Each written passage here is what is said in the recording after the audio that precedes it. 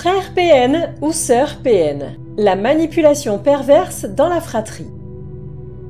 Frère PN ou sœur PN, comment composer avec la manipulation perverse lorsqu'elle s'invite au sein d'une fratrie? Et si c'était simplement de la jalousie ou de l'égocentrisme, typique d'une certaine immaturité? Comment les personnalités narcissiques impactent-elles la dynamique familiale du point de vue des frères et sœurs qui subissent leur comportement machiavélique? Passons en revue les attitudes toxiques perpétrées par un frère ou une sœur à la personnalité perverse narcissique et les moyens de s'en protéger. Cette réflexion est tirée d'un article du site internet www.pervers-narcissique.com dirigé par Pascal Cauder, psychanalyste et psychologue clinicien, co-auteur de l'ouvrage de référence « La manipulation affective dans le couple, faire face à un pervers narcissique ». Depuis plus de 30 ans, Pascal Cauder et son équipe de thérapeutes spécialistes des questions autour de la manipulation sentimentale prennent en charge les victimes de PN francophones partout dans le monde grâce à la vidéoconsultation. Rendez-vous sur pervers-narcissique.com pour accéder gratuitement à une multitude de ressources précieuses.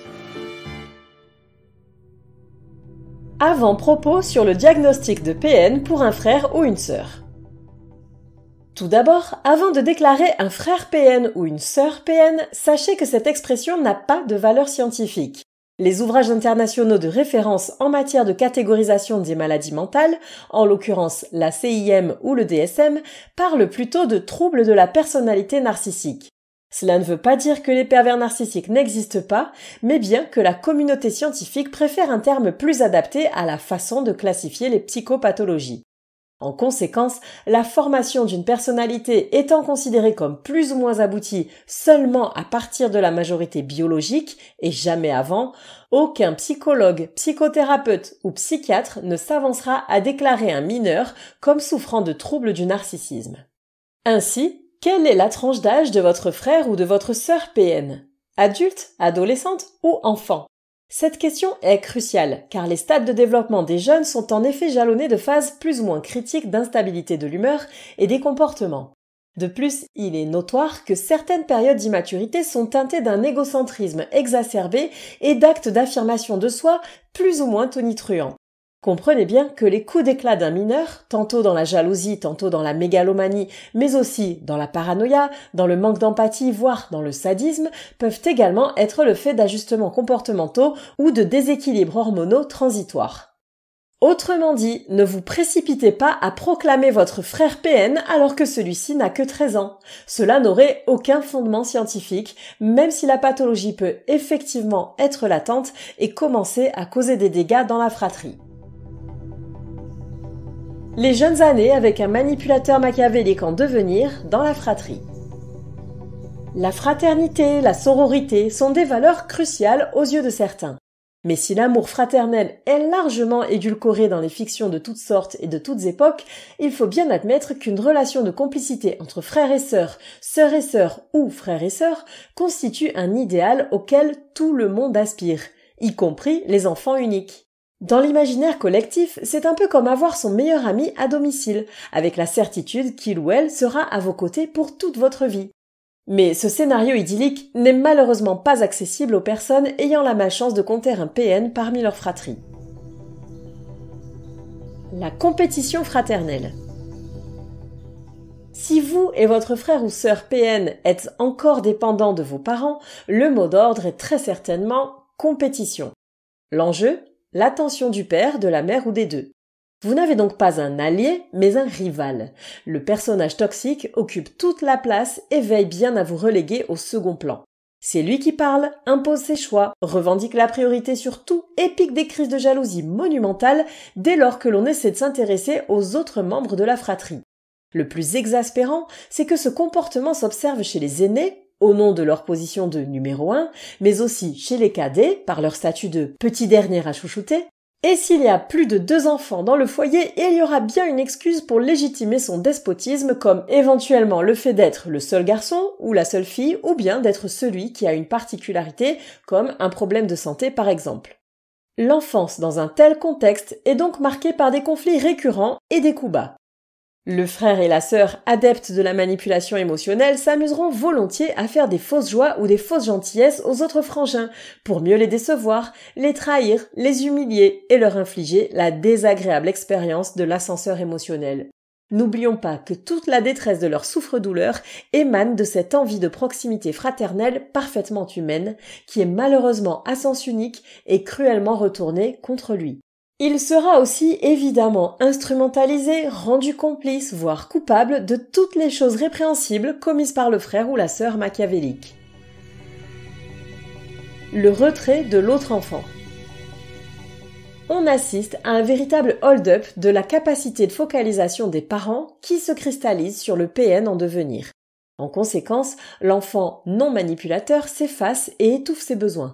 En général, il est qualifié de « sage comme une image », on dit de lui qu'on ne l'entend jamais, qu'il ne fait pas de vagues. Ces petits, qui vivent dans l'ombre d'un frère PN, travaillent bien à l'école, sont polis, responsables et autonomes. À tel point que la mère et le père ne suspectent pas qu'il puisse aller un peu plus mal qu'ils ne le montrent. Ils peuvent même aller jusqu'à le parentifier. En grandissant, ce sont aussi les premiers à quitter le cocon familial dès la fin des études, car ils ne se sentent pas chez eux. Ils éprouvent même un immense soulagement à prendre leur envol et à abandonner cet environnement toxique, même s'ils n'en avaient pas forcément conscience. Le problème, c'est que ce retrait dans l'enfance mène à un manque affectif et à un sentiment d'insécurité permanent qui conditionneront la qualité des relations interpersonnelles pour de nombreuses années, surtout en l'absence d'un travail thérapeutique visant à soigner son enfant intérieur. Pire encore, c'est lorsque le frère ou la sœur PN les a pris pour cible principale dans leur démarche destructrice. Ils peuvent alors être victimes de maltraitance émotionnelle et de violences physiques. La manipulation perverse par un frère ou une sœur adulte. La cohabitation avec un frère ou une sœur perverse narcissique est certainement difficile, mais une fois la majorité atteinte, il se peut que les rapports se tendent encore davantage. En effet, un vampire émotionnel étoffe ses stratégies manipulatoires au fil du temps. Ainsi, s'il s'est exercé de façon plus ou moins subtile dans l'enfance, il peaufinera son art à mesure qu'il gagnera en maturité, et donc en dangerosité. Vivre avec un frère ou une sœur PN adulte. Le scénario catastrophe, c'est lorsque la relation d'emprise entre frères et sœurs perdure à l'âge adulte, au point de vivre en duo sous le même toit. L'individu manipulateur se comportera alors avec l'autre membre de sa fratrie comme avec n'importe quelle proie dans le cadre d'un couple ou d'une amitié nocive ou d'une relation toxique au travail. Nous vous renvoyons donc à tous les descriptifs de mécanismes manipulatoires en libre accès sur cette chaîne de podcast ou sur le site pervers-narcissique.com sous la forme d'articles. Sachez qu'il y aura cependant des difficultés spécifiques à gérer pour une fratrie, le poids de la famille et celui du passé lointain. Ces deux facteurs constituent des ancrages encore plus solides à la domination machiavélique. Entretenir des relations familiales avec un frère ou une sœur PN adulte. Vous avez pu échapper à la toxicité de votre frère ou de votre sœur sadique en mettant de la distance entre vous? C'est parfait. Mais quid du reste de la famille? Comment se passent les repas et les fêtes entre membres d'un même clan? Faut-il aussi couper les ponts avec vos parents ou vos autres frères et sœurs? C'est certainement la partie la plus difficile à gérer lorsque le non-contact avec un PN n'est pas matériellement possible. Dans ce cas-là, il ne vous reste qu'à faire preuve de la plus grande assertivité concernant l'individu indésirable. Attention au piège des provocations gratuites lors des regroupements familiaux. La rancœur accumulée depuis des décennies risque fort de vous faire réagir au quart de tour. Toutefois, il faut garder à l'esprit que ce serait entrer dans le jeu du PN qui saura immanquablement toucher votre corde sensible. Dites-vous que vous n'êtes pas là pour cet odieux personnage, mais pour vos autres proches.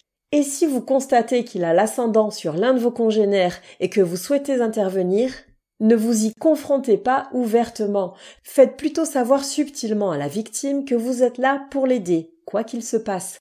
Vous pouvez également vous inspirer des conseils de l'épisode de podcast intitulé « Ma fille est sous emprise, que faire ?» car il s'applique tout aussi bien aux autres membres de la famille. La famille, c'est pour la vie, si on le veut bien. Un frère PN ou une sœur PN doit recevoir le même traitement que n'importe quelle personne toxique, l'exclusion de votre vie. Cependant, ne négligez pas les dégâts que la cohabitation avec un tel personnage a pu causer sur vous durant vos jeunes années. Parfois, on idéalise son enfance en la ramenant à des faits matériels ou à des situations dont on n'a pas à se plaindre. On se dit que n'avoir manqué de rien, avoir été élevé dans un foyer sans histoire avec des parents qui font de leur mieux, suffit à nous épanouir. Or, la souffrance peut être enfouie et en attente de ressurgir, éventuellement sous la forme d'une psychosomatisation. Si vous sentez que la charge émotionnelle est trop envahissante dès lors que l'on traite du membre problématique de votre fratrie, surtout concernant la haine du PN, il est fortement recommandé d'entamer une psychothérapie. Cela permettra de modérer les impacts de cette enfance particulière qui a sans doute été parasitée par le vampire émotionnel beaucoup plus grandement que vous le pensez.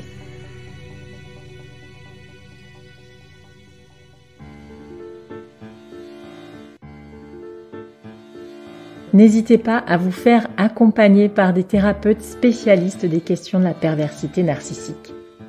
Rendez-vous sur www.pervers-narcissique.com et trouvez-y de nombreux conseils sur comment gérer la séparation, comment gérer l'après, la reconstruction, et vous pourrez également rentrer en contact avec un membre de l'équipe. Ne restez pas seul. Merci d'avoir écouté ce podcast. Rendez-vous très prochainement pour un nouvel épisode. N'hésitez pas à vous abonner pour ne rien manquer des prochaines publications. À très bientôt.